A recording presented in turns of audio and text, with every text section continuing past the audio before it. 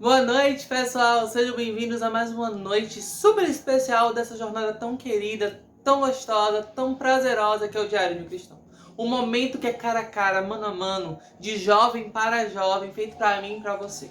Mas olha, tenho certeza que tem sido muito boa, tem sido abençoadora na tua vida também. E na minha tem feito toda a diferença. Mas quando é bom, a gente não deixa só pra gente não. Esse é o momento que você vai compartilhar esse link pros seus amigos, você vai convidar outras pessoas para também vir participar conosco, porque hoje é um tema muito especial e que vai fazer diferença mais uma vez esse estudo na tua vida, sabe?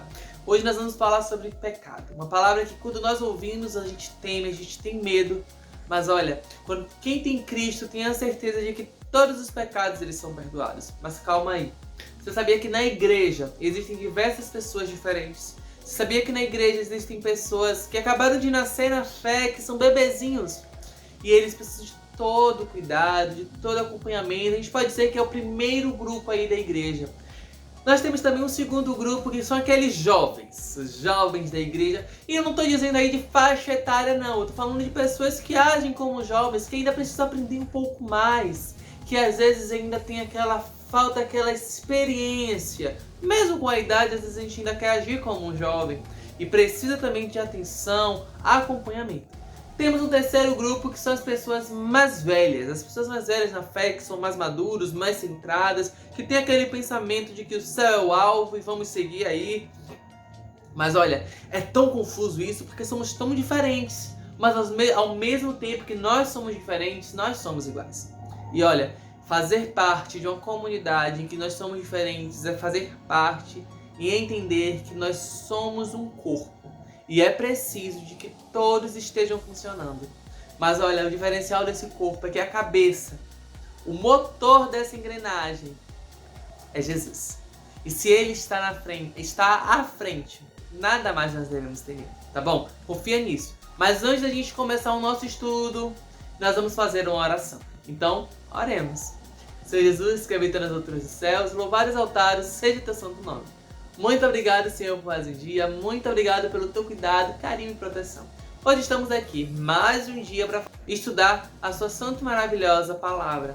Nos usa, faça com que tudo que nós vamos fazer seja para tua honra e tua glória. É tudo que eu te peço no santo e maravilhoso nome de Cristo Jesus.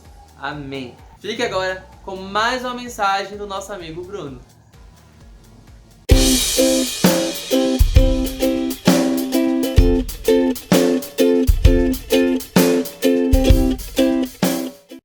Fala pessoal, tudo bem? Boa noite. Que bom que a gente está aqui de volta. Como a gente falou no primeiro dia, você escolheu estar aqui e já está plantando, como a gente falou no segundo dia, os frutos para colher no futuro. Ontem falamos com o meu amigo, quem passou a mensagem foi o Cleiton, falando sobre meditação, e hoje falaremos sobre os pecados, sobre os nossos pecados. Estarão perdoados ou não? Como que vai ser isso? Vamos lá? Eu queria que você abrisse, se der tempo, 1 João 2, do 12 ao 24. Eu vou lendo e você vai procurando, tá bom? 1 João 2, do 12 ao 24. É bastante, então vamos lá. Quero lembrá-los, meus filhos queridos, de que os pecados de vocês foram perdoados, em nome de Jesus. Vocês, veteranos, estavam no princípio e conhecem aquele que começou todas as coisas. Vocês, iniciantes, conquistaram uma grande vitória sobre o maligno. Uma segunda lembrança, vocês conhecem o Pai por experiência pessoal. Vocês, veteranos, conhecem aquele que começou tudo. E vocês, iniciantes, quanta vitalidade e força. A palavra de Deus floresce em vocês. Sua comunhão com Deus os capacita a vencer o maligno. Não amem os costumes do mundo. Não amem os valores do mundo. O amor do mundo sufoca. O amor do Pai, praticamente tudo o que acontece no mundo, desejo de seguir o próprio caminho, de querer tudo para si, de parecer importante, não tem nada a ver com o Pai. Tudo isso afasta no ser humano. O mundo e seus desejos vão passar, mas quem faz o que Deus quer está garantido na eternidade. Vamos parar por aqui. Aqui mostrou um pouquinho sobre algumas etapas e eu queria introduzir com essa parte. Na vida cristã, a gente começa como crianças, como bebês. A gente se batiza e somos novos na fé. Na verdade, a gente começa a ser maturado no estudo bíblico. Quem já recebeu estudo bíblico aí? Não deixa de comentar, tá bom? Eu quero ver todos que lembram do estudo bíblico, que receberam. Esse momento você estava sendo maturado para se tornar um cristão, para entender um pouquinho mais como é a vida de um cristão, a entrega que nós temos que ter para a vida, para ser salvo e para ir ao céu, para como viver a vida, né? Ao longo dessa estrada, a gente decide se batizar e a partir desse momento, tudo que vem do passado se transforma em novo. É esquecido e agora a sua linha do tempo começa nesse momento. Tudo é esquecido, tudo é deixado de lado. E a partir desse momento, você é uma nova pessoa. Deus esquece de tudo e você começa a viver uma nova vida. Você se decidiu viver com Cristo e aquela vida do passado que não era entregue a Cristo foi deixada de lado. Você agora tem uma nova vida e começa a viver, começa a crescer, começa a se transformar em uma nova pessoa. E assim como a gente falou, você nasceu. Então você está começando a entender o Evangelho. Mesmo que você tenha feito estudo bíblico, acontece de você não entender tudo. E algumas coisas começam a ficar mais perdidas e tal. Ai, como que é isso? Não estou entendendo. Eu tenho um amigo que esses dias ele me perguntou, preciso entender mais do Apocalipse, que eu não estou conseguindo entender direito, estudar. Ele já é batizado há mais de 10 anos. E não tem problema, é normal. Tem coisas que a gente demora para entender mesmo. E aí o que acontece é que a segunda etapa a gente começa a trabalhar mais na nossa vida cristã, a gente começa a trabalhar mais profundo, né? A gente nasce e começa a entender as coisas, como funcionam, encaixam as coisas, até que nesse momento a gente começa a trabalhar, e o que a gente falou no segundo dia, que são em relação aos frutos, que são tudo que vai ser tudo que a gente vai plantar, a gente vai começar a colher. Ou melhor, a gente vai começar a plantar, na verdade, né? A colher, a gente começa a colher na terceira etapa, que é exatamente quando a gente recebe todo o fruto, ok? Essas etapas são exatamente como a gente vive, né? Porque a gente nasce bebezinho, começa a falar, começa a entender, questionar, perguntar, começa a estudar. Aí, a partir do momento do estudo, a gente começa a se preparar para a vida, para o trabalho, começa a estudar mais focado numa área específica, que é a faculdade, e aí a gente entra no mercado de trabalho. Quando a gente coloca a vida no mercado de trabalho, a gente começa a planejar o nosso futuro em todos os passos. Família, alguns antecipam algumas coisas, alguns demoram um pouco mais e tá tudo bem. Mas nesse momento é quando a gente começa a juntar o primeiro dinheirinho. Falei de investimento no outro dia, né? Vamos falar de novo. Começa a juntar o primeiro dinheirinho, né? Que é o fruto, você coloca a primeira moedinha. No futuro você colhe esses frutos, entendeu? Se foram frutos bons, se você juntou um bom dinheiro, se economizou bem, você vai ter mais dinheiro no futuro. Assim como no Evangelho. Se você foi juntando mais sementes, é como se fosse uma maçã. A gente planta uma sementinha de maçã, mas a gente não sabe quantas maçãs essa semente vai dar. Entendeu? É exatamente isso. A gente não sabe. Ao mesmo tempo em que a gente pega, olha quantas maçãs e quantas a gente vai replantar. É assim que funciona. Daquela macieira, a gente vai colher mais frutos. Gente, o tempo está passando muito rápido e tem muita coisa para falar nesse estudo. Deixa eu ver o que a gente pode falar agora. Uma coisa muito importante e eu preciso introduzir com essa segunda parte do texto. Vamos lá. A partir do 18. 1 João 2, a partir do 18 agora. Filhos, o tempo está quase se esgotando. Vocês ouviram a notícia de que o anticristo está chegando. Bem, eles estão em toda parte. Há um anticristo em todo lugar.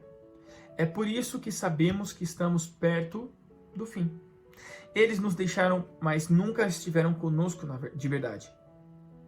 Olha que pesado isso aqui. Do contrário, teriam se firmado conosco fiéis até o fim. Nossa, olha. quando nos deixaram, mostraram quem são de fato e que nunca foram dos nossos. Mas vocês são. O Santo ungiu vocês, e vocês sabem disso. Eu não escreveria para dizer algo que não sabem, mas para confirmar a verdade que já é conhecida e para lembrar que a verdade não produz mentiras. A verdade não produz mentiras. Para a gente finalizar, então, quem está mentindo aqui? Ora, aquele que nega que Jesus é o Cristo divino, é isto que faz o anticristo negar o Pai e negar o Filho. Quem nega o Filho não tem parte com o Pai, mas afirmar o Filho é abraçar o Pai.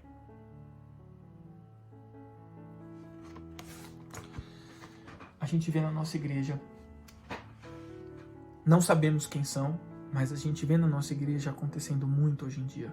Muitas pessoas que estavam com a gente, mas que infelizmente, no meio do caminho, elas saíram, negaram o Cristo, negaram a verdade. E continua acontecendo isso. Eu queria muito que você não fosse uma pessoa como essa. Eu queria muito que você entendesse quem é a verdade, de onde vem a verdade, como se faz a verdade, como se fez a verdade. Ellen White diz em um texto de Conselhos para Editores e Escritores, na página 25, o que o jovem necessita é a instrução. O que devo fazer para que possa salvar a minha alma? Olha a pergunta. O que eu devo fazer para salvar a minha alma? Foi feito assim em Atos, quando o carcereiro Filipos perguntou: o que eu devo fazer para ser salvo? E foi respondido: crê no Senhor Jesus e será salvo. Muitas pessoas creem em vários agentes salvadores também. Muitas pessoas creem que alguma coisa vai ser do nada a salvação para ela. Mas a gente precisa entender que o único que fez algo por nós, por você, por mim, diretamente, e que intercede hoje por nós, é Jesus Cristo. É só quem, até temos o texto de 2 Coríntios 5:21, aquele que não conheceu o pecado, o fez pecado por nós. Já continuo. Vamos entender essa primeira parte. Aquele que não conheceu o pecado, ele não conheceu o pecado, ele não praticou o pecado. O fez pecado por nós. Ou seja, deixa eu finalizar aqui, para que nele fôssemos feitos justiça de Deus. Ou seja, se você pega o pecado, o resultado do pecado, o salário do pecado, que é a morte, ele não conheceu o pecado, ele não realizou nenhum pecado. Com isso, ele não precisava morrer e morreu. Então ele o fez pecado, para que o nosso pecado recaísse em cima dele.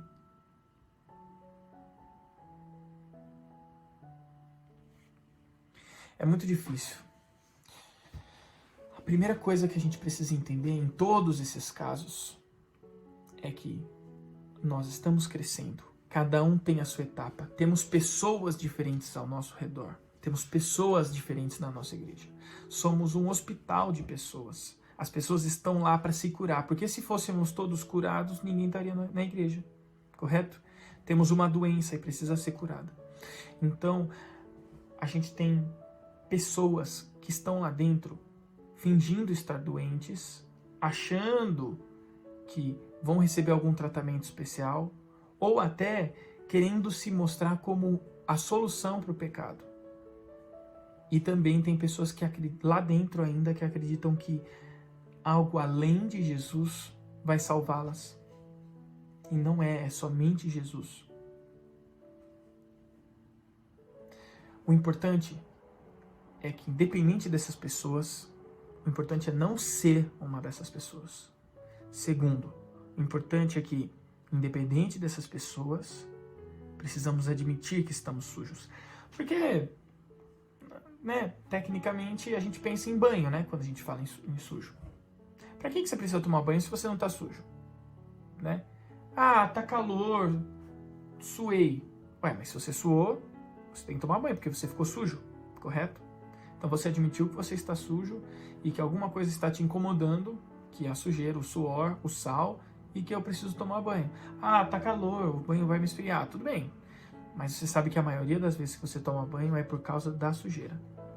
E nós precisamos admitir que nós estamos sujos, para que em algum momento nós possamos crescer espiritualmente, limpar, para a gente poder encontrar o resultado e o local exato de onde nós podemos nos limpar.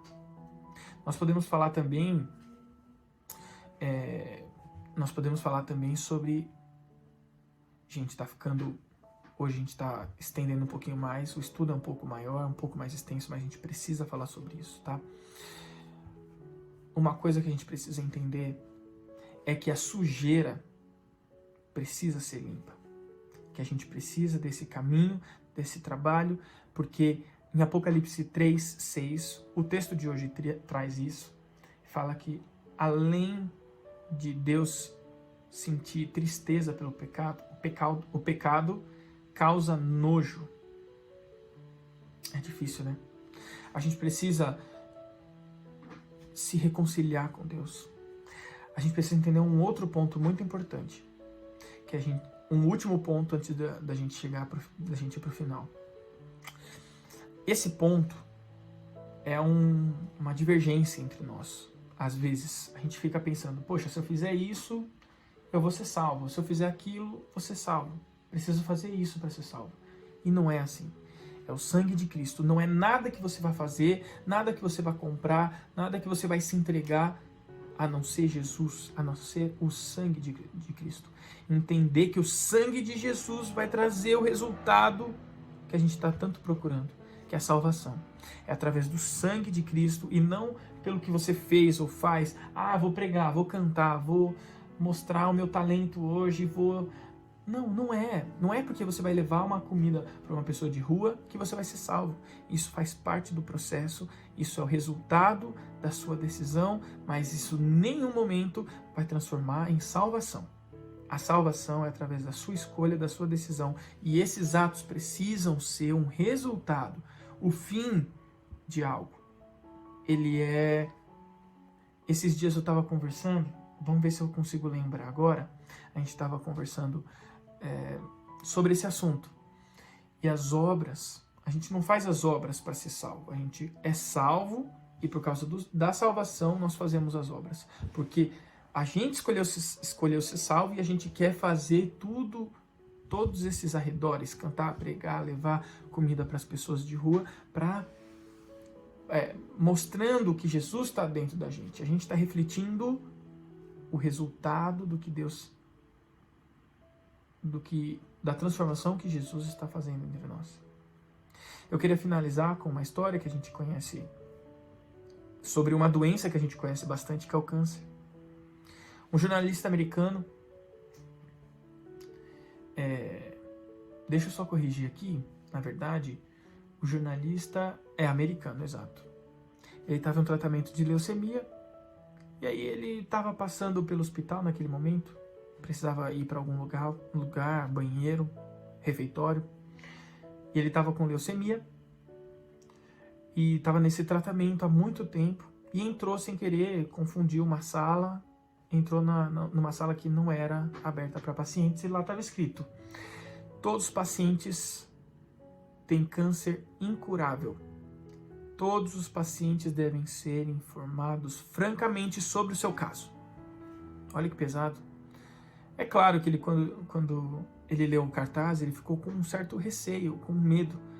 É óbvio, ele está com câncer, leucemia, algo que pode tirar a vida dele. Infelizmente, a nossa vida é a mesma coisa. A gente tem um câncer.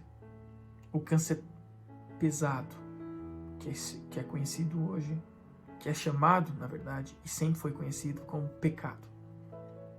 O pecado corrói, o pecado mata. O pecado tem um resultado terrível. Ele vai cada vez mais tirando a nossa pele. Ele vai corroendo a nossa vontade, ele vai corroendo o nosso sentido, e a gente perde tudo isso para o pecado, e a gente se esquece de Deus. A gente morre, a gente vai morrer por causa do pecado. O único jeito, o único remédio que tem 100% de eficiência, o único final diferente desse triste que é a morte, é nos encontrarmos com Jesus. O único remédio que nos traz a verdade é Jesus. O mais importante é a gente se entregar a Jesus e entender o que a gente está fazendo. O pecado não é aquele que a gente ora e fala assim, ou melhor, a solução do pecado, a entrega dos pecados, como eu posso dizer, além da entrega, a identificação do pecado vai muito além do que a gente pode imaginar. Não é simplesmente uma oração falando assim, Senhor, perdoe os meus pecados, por favor. Não, o pecado não é algo subjetivo, é algo direto, é algo... Porque quando você subjetiva o pecado, ele se transforma em nada. Você tem que entender. É a partir do momento que você entende o pecado, que você realmente se entrega ao pecado. Se entrega ao pecado no sentido de... Vou reformular essa frase. Que você entende o pecado e se entrega a Cristo, pedindo a remissão dos seus pecados. É a partir do momento que você identifica aquela dificuldade que você tem. Às vezes a gente tem que pedir, Senhor, me ajuda a não roubar, a não cobiçar. Senhor, me ajuda a honrar meu pai e minha mãe. Senhor, me ajuda a não fazer isso, a não mentir. Senhor, me ajuda a melhorar tal coisa.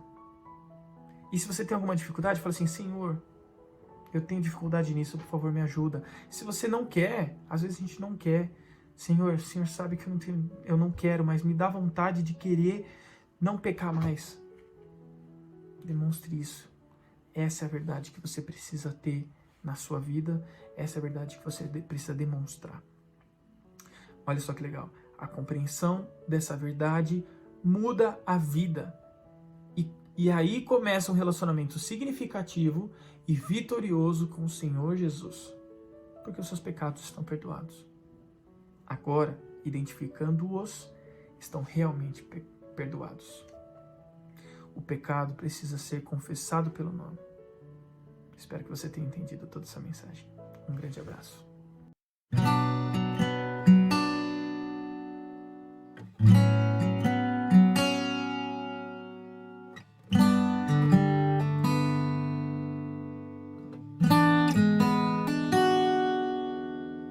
Perdido eu andei, procurando felicidade. Sozinho naveguei nas ondas de vários mares, mas não pude encontrar alguém pra me ajudar.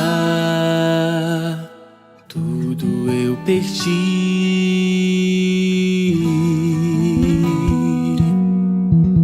Perdido eu andei, procurando felicidade. Sozinho naveguei nas ondas de vários mares, mas não pude encontrar alguém pra me ajudar. Tudo eu perdi. E eu caí, chorei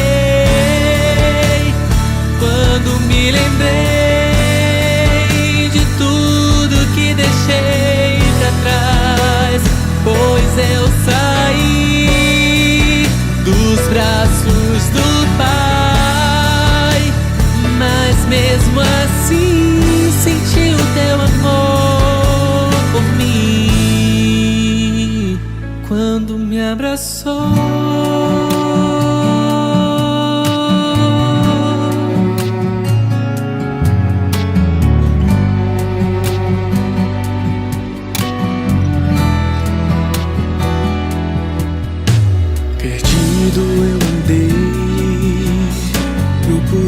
felicidade. Sozinho naveguei nas ondas de vários mares, mas não pude encontrar alguém pra me ajudar. Tudo eu perdi.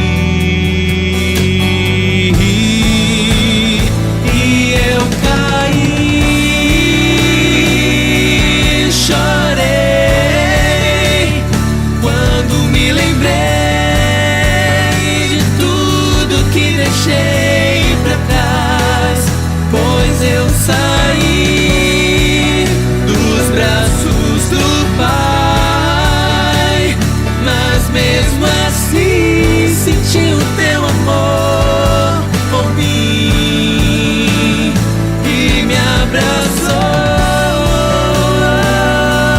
Chorei quando me lembrei que deixei pra trás, pois eu saí dos braços do Pai, mas mesmo assim senti o teu amor por mim quando me abraçou.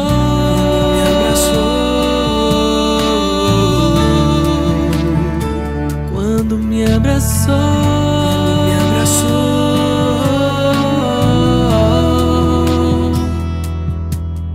Perdido eu andei, mas encontrei a felicidade.